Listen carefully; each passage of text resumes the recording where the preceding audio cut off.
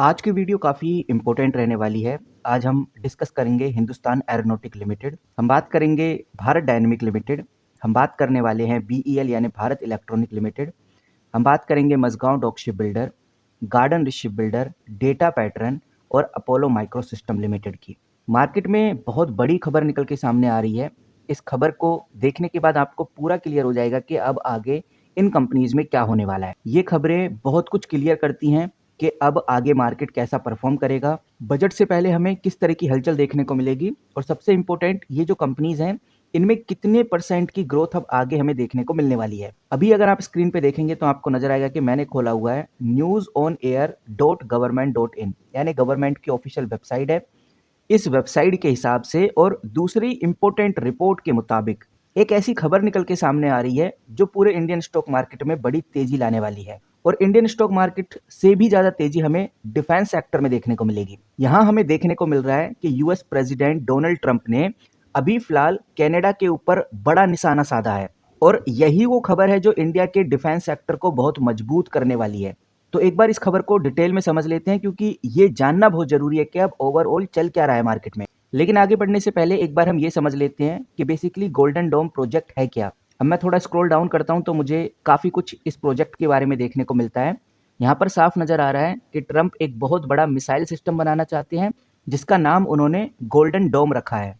ये जो सिस्टम है ये सिस्टम नॉर्थ अमेरिका यानी कि यूएस और कनाडा को दुश्मनों की मिसाइल से बचाने के लिए डिज़ाइन किया गया है और इसका एक बड़ा हिस्सा ग्रीनलैंड पर बनाने की योजना है। तो ये तो समझ में आता है गोल्डन डोम एक बहुत इंपॉर्टेंट प्रोजेक्ट है यूएस प्रेसिडेंट के लिए और इससे कनाडा की भी सेफ्टी है।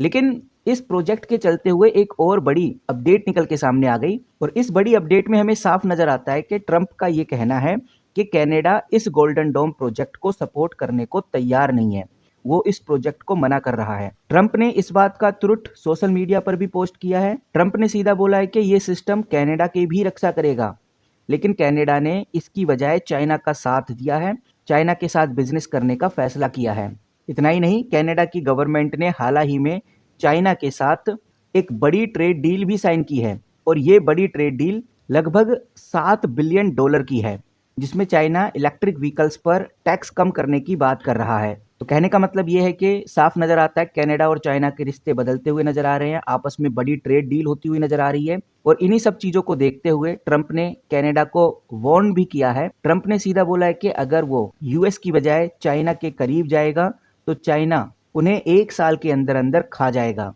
इनफैक्ट उन्होंने कैनेडियन पीएम मार्क कार्नी को भी ये कहा है कि कनाडा को यूएस का शुक्रगुजार ग्रेटफुल होना चाहिए क्योंकि कनाडा की जो सुरक्षा है वो यूएस की वजह से ही होती है।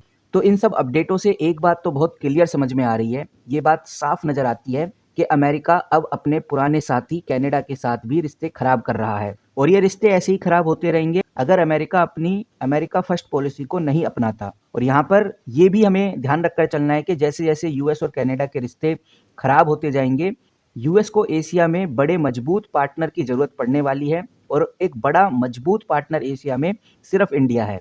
और इसीलिए इस खबर के चलते हुए एक बात तो तय है, यूएस और इंडिया का फिर से हमें एक बड़ा रिलेशनशिप देखने को मिल सकता है और जिस तरह से हमें गोल्डन डोम जैसे बड़े प्रोजेक्ट पूरे ग्लोबल मार्केट में देखने को मिलते हैं तो साफ नजर आता है कि आने वाले सालों में डिफेंस टेक्नोलॉजी और डिफेंस इक्विपमेंट में बहुत बड़ी स्पेंडिंग होने वाली है जिसका फायदा Indian defence company HAL, BEL, Bharat dynamic limited, Paras defence जैसी कंपनीज को होने वाला है।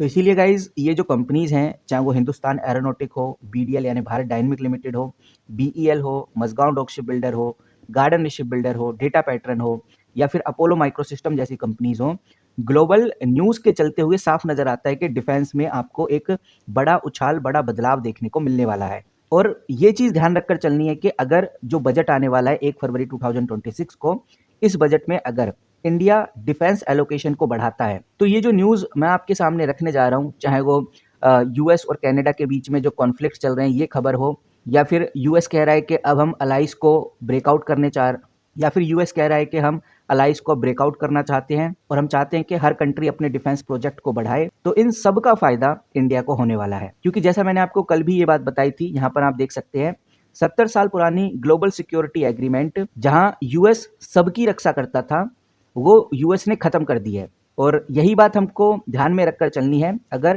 ट्रंप एडमिनिस्ट्रेशन चाहती है कि सभी देश अपना-अपना डिफेंस प्रोजेक्ट बढ़ाएँ, तो इससे इंडियन डिफेंस कंपनीज़ को बड़ा फ़ायदा होगा, चाहे वो एचएएल हो, बीईएल हो, बीडीएल हो या फिर कोई भी और कंपनी हो। क्योंकि उनके एक्सपोर्ट तेज़ी से बढ़ने वाले हैं, नए-नए रास्ते खुलेंगे एक्सपोर्ट के लिए।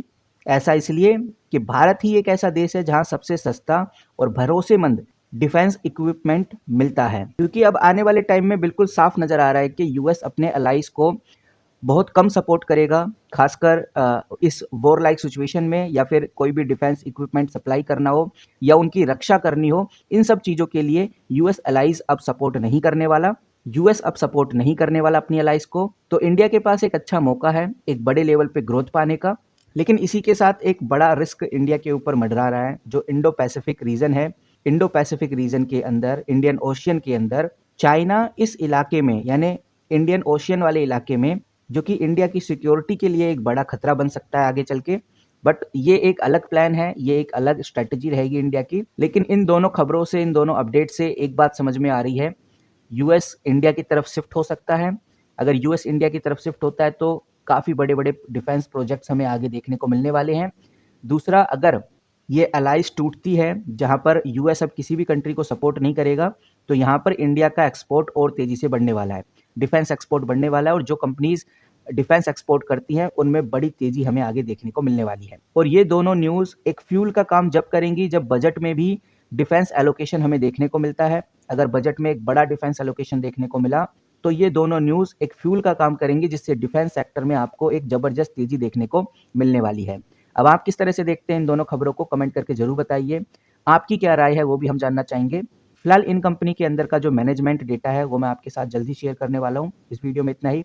मिलते हैं किसी नए वीडियो के साथ, तब तक के लिए take care and good bye.